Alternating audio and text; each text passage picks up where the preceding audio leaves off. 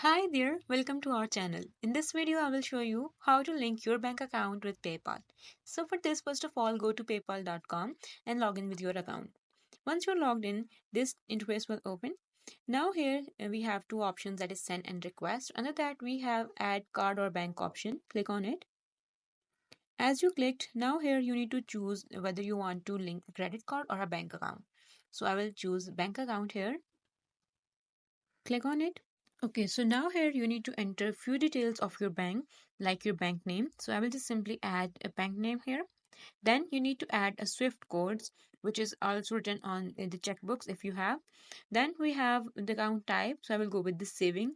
Then enter the account number here.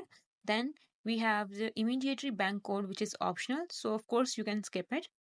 Okay, so I added a random account number here. Next, we have the phone number. Enter your phone number here, then enter the address. So once you enter all the details here, then click on link your bank and then your bank will be added in PayPal. So in this way, you can link bank with PayPal. So this is it for today's video. I hope you like it. If you have any question, please comment down below and do subscribe to our channel. Thank you for watching. Bye.